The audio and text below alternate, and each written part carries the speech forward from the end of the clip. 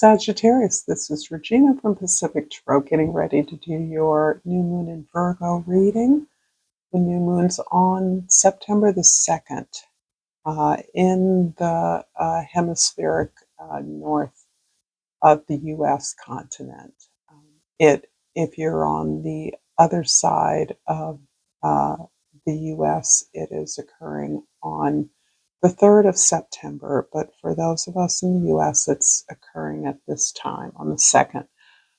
This is a general reading, so it's not going to resonate for all of you. If you're interested in a personal reading, please look in the description box below for the information you need regarding my offerings. I'm very happy to be here. I am appreciative of your presence. So let's get started. Sagittarius. The King of Cups is describing some real sense of peace and acceptance that you're experiencing right now. In part, it is through your efforts at a deeper understanding of who you are and what your strengths are in terms of what you can contribute to a situation. Something that appears to be cumulative is your ability to attract others who seek out your wisdom. And this is the result of your vast experience, whatever that is, as well as your own journey to your authentic self. There's a sense here that you appreciate, understand your uniqueness, and embrace it in a way that you are at peace with, and that perhaps in the past made you feel isolated, alone, or outside of a normal or healthy social interaction. You don't experience, at least for the Sagittarians I'm speaking to, you don't experience this in the same way. You recognize that you are connected to many people, even when you are alone, that you are able to make deep connections through your spiritual beliefs, your aspirations, and your eternal striving to learn more, to grow more. And that very quality is something that others are admiring you and that you are actively modeling for others to follow. The 10th house, your social identity, the way others see you, is precisely where the new moon in Virgo is resonating right now. And this is particularly relevant to your desire to get organized, to be clear. And this clarity is, you hope it will contribute to your ability to make right decisions for you, because you appear to be at a place where you have a lot of options. You may be even overwhelmed by the options you are pursuing, the things to do. However, you are also aware that the appearance of a lot of options can be a distraction. It can be confusing, and that you are instead pursuing a very explicit path to your higher expression of who you are. And this has come through a lot of work and your ability to do a lot of things. You may have had a lot of experiences that are feel like options and ways to support what you're doing, but you're encouraged now to stay laser focused on your goals, to accept that the emotional sense of buoyancy, even overwhelm, even the arrogance of having choices is something you're really working through and really analyzing in terms of how this is advancing you towards your goals, because part of the goal is to feel good. Being authentic is because it makes you feel better to be yourself. You can contribute more productively when you are expressing yourself and your own ideas. In the first house, we have the Eight of Cups, a lot of cups so far. This is really an coming to you at a time where you understand that you are preparing yourself to move towards greater significance, towards a greater challenge, perhaps for you, the challenge of a lifetime. And that ultimately the pursuit of this goal is going to take you many places. However, you're still processing the release of relationships and connections that have been a part, a feature of your life, perhaps all of your life, that you have uh, coped with a variety of experiences, but that you realize that you have learned all that can be learned, that it really is time for you to move on, to sacrifice these connections in some ways to this greater role, greater opportunity you have, a way of putting yourself out there in the world where you're confident you will make new connections. But this sense of leaving, of being frustrated, of being even restricted by the circle, the emotional circle that you've kept around you, is something that actually presents a kind of frustration, a kind of safety and security that you know is not advancing you in the way that you want to advance. In the fourth house, the Six of Cups is focusing on your roots, your foundation, your history. And this, I believe, is describing times, relationships, connections, opportunities, environments where you were able to exhibit your skills, your talents, your gifts as part of play and pleasure, and the enjoyment that you gathered when you weren't trying to advance an agenda or judging yourself or even being judged. Um, because as a child, when you exhibit certain qualities, they're usually appreciated. And that leads to a sense of happy memories, fun times, a pleasure where you were able to deeply connect. This card is often associated with a soulmate. And as most of you have experienced, we can have many soulmates in life, uh, siblings, parents, lovers, spouses, friends that are deeper connections, that are wordless connections, communication that doesn't need to be spoken. So, this is a kind of touchdown for you, a kind of baseline for you that you are processing yet again through your experiences, the recall of this potential that you're now in active pursuit of. In the seventh house, the Empress. Wow. The Empress is really about you as the perfect lover, the perfect parent, the perfect friend or ally. You are able to cycle through your experiences of generating abundance, new ideas, creativity through yourself, relying on yourself as an experience of enjoying the process of creating, enjoying the process of utilizing the resources at hand and turning those into and maximizing the harvest of these gifts.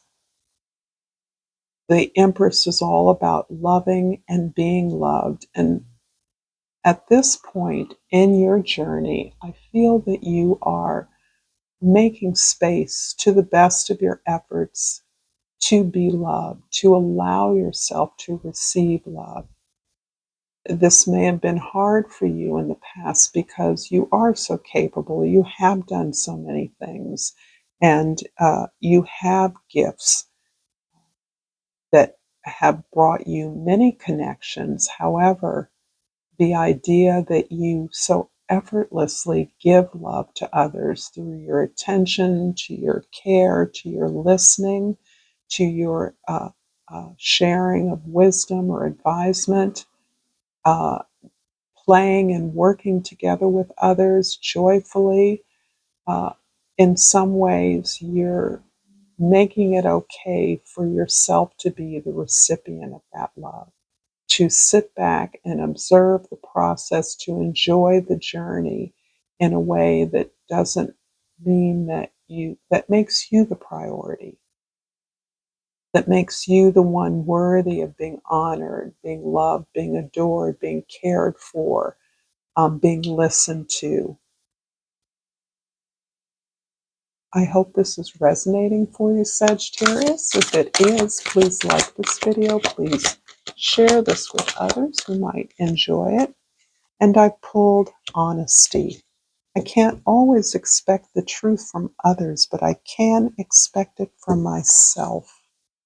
That is so relevant to Sagittarians who are honest to a fault sometimes, brutally honest or tactlessly honest, as my mother would say. And from the flora and fauna of Africa, I pulled cassowary, and the key word is overcoming of this outrageous bird. Use your power wisely. You're strong enough to be vulnerable, confront obstacles head on, and retreat to your sacred space. What a beautiful summary of the energies that are here for you. The Eight of Cups in the first house is clarified by the Seven of Water in the second house and the Two of Air in the third house. The Seven of Water is a repeat of the Seven of Cups. And I love the picture here where the mermaid is surrounded by some of the precious articles of her domicile. This is about the choices, the various opportunities and alternatives in the way that you can find satisfaction, joy, pleasure in your self expression. These are not meant to distract you, but they are a part of what you value. And I think this is really embracing, no matter what your goal or specific intention, that you have many gifts, you have many arenas of interest, you have many disparate connections, and these all can be a part of your authentic expression, your authentic advancement towards your goals. The Two of Air is more about the pressure of making a decision. And this is the way in which we feel ourselves at a crossroads. And I see that here in your opening. Your perspective, your attention is which direction to go. How can I best get to my goal? The Two of Air is like wanting more information, questing to make more connections so that you can feel confident about the decision you're making. And this really does bear as much on the energy of this new moon in Virgo, where we want to be really resolved around the right choice for us. And as you may guess, there is a certain amount of illusion to absolute security, clarity, uh, resolution that this way is the best way, the only way. That may be illusory. What isn't illusory is this ability to flow with the direction of your heart, the direction of the things that have made you feel good, that you know represent your talents and gifts in the world, and your ability to express that continuously, to give that eternally, to understand the process of that is why you're here. And so by releasing and opening up your intuition, you are absolutely tapping into what you already know. You already know the path that's for you. You've already experienced it in multiple ways in your life. The absolute details and organization of moving forward towards that, advancing in that direction, may be mind boggling. But it's not that you don't know where you're going. In many cases, and I feel this here, you may be concerned about those you're leaving behind. And of course, we don't leave people behind. We don't drop people. We don't disappear people from our lives. But we know that we're moving in a direction where contact, connection from them may become less frequent. And even knowing that that is to our betterment can still make it difficult because you're still resonating to some degree to the expectations of others, particularly if you've been a loving support to others to the best of your ability, then you're aware that you may be at a loss. It's interesting that this opportunity to move away from some deep connections actually creates a better environment for you to be appreciated, to be loved, to receive love um, in your at least abstract absence. The Four of Cups in the fourth house is clarified by the King of Earth in the fifth house and the Nine of Air in the sixth house. I absolutely am feeling tremendous amount of heaviness here with, first of all, on your focus on some stability and security for yourself. Your need to experience that groundedness to this tangible manifestation of your talents, your efforts, of your goals, and how hard you had to work creatively. And this is not necessarily have anything to do with art, although for many of you it does. But this is about how you have to be strategic, careful, nuanced, detailed, organized, deliberate, and patient with your efforts, that you've moved as slowly as you can go in order to make the best steps possible, in order to create this solution, this intention, manifest this opportunity for yourself. The Nine of Air is describing how you have healed yourself, how much work you've had to do, how hard it has been, how much suffering you've undergone, releasing patterns that you see have hurt you over and over again. You've set yourself up to it, loving, giving love away. And I'm not going to say that it was indiscriminate. I'm going to say that you actually gave naively, assuming that that would be reciprocated back. This is in all kinds of situations, particularly work. It has affected your health in some way that only you can understand. But my sense is that you're doing a lot of cleansing and healing of your physical vehicle, your body. This is very well aspected in Virgo, getting those habits, those regimes together so that you are uh, responding, treating your body well, understanding it is your temple, and that whatever the consequences of not just what you ingest, but of your attitudes, the ideas you hold, the beliefs you have about yourself are what you manifest. And so there's a real deep cleaning around what beliefs and attitudes you want to have, that you don't want to emulate anymore, that you recognize you no longer want to imprison yourself, hold yourself back with with ideas, habits, routines that don't serve you. The Empress in the seventh house is clarified by the Five of Earth in the eighth house and the Tower in the ninth house. I'm actually happy to see the Tower, particularly as the full moon in Aquarius is happening on this very day. I do believe that the heaviness that I am feeling here is the result of some really phenomenal, deep changes you'd like to make in your physical experience, in your material success, in your comfort, in your stability. You have been held back by a story of deprivation, of not enough.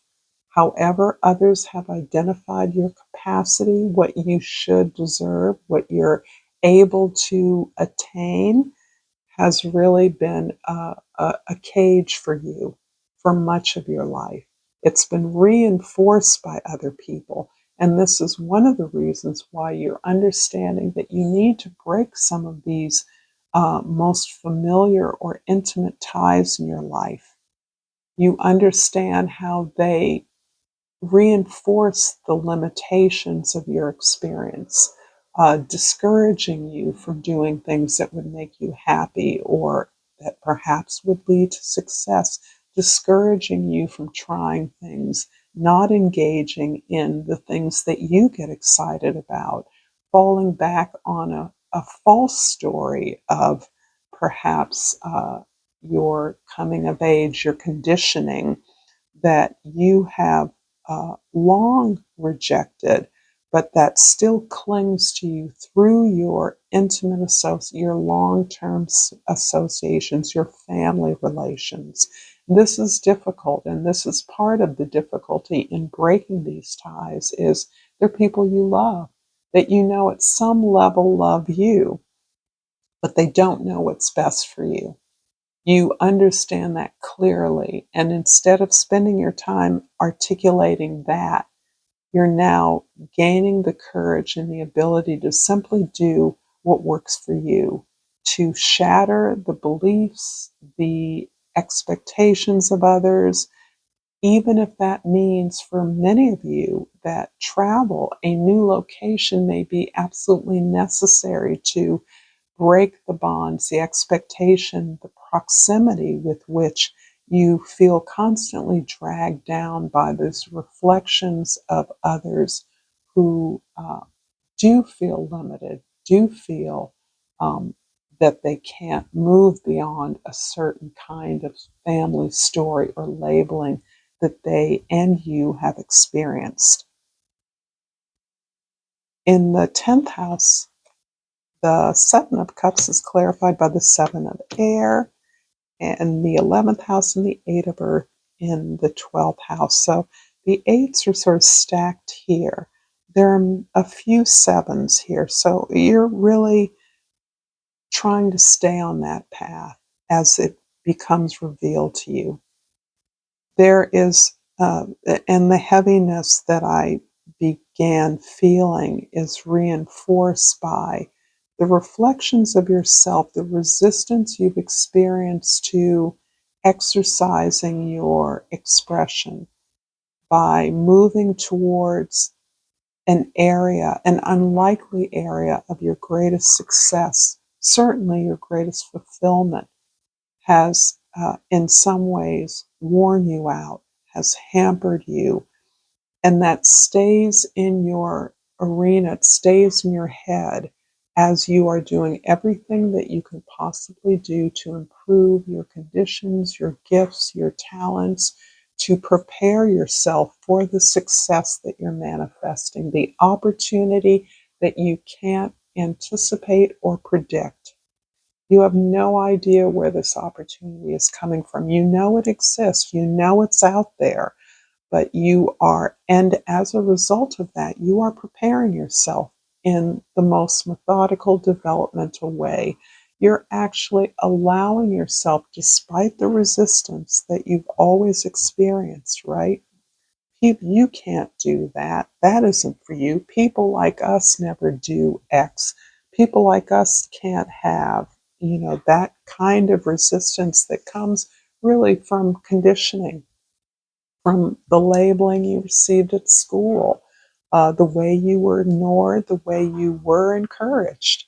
Um, Instead, you are countering that by really sinking into what you love and putting every effort into making that the best it can be. And that is what I believe encourages this phenomenal love of what you do. That's what builds up this self regard, this self esteem, this confidence that you know how to do whatever comes your way. You know how to handle. You recognize the opportunities when they come, no matter where they come from, and you're willing to do your part to manifest the success, the abundance that you want to experience, that you so desperately crave at this point in your life, wherever you are. I'm going to finish up this reading, Sagittarius, with Yogic Path Oracle. And truly, I'm hoping that this is the message, the story that I'm sharing is going out to the world, to any and all who need to hear it. And I pulled Sita, and I'm going to look that up.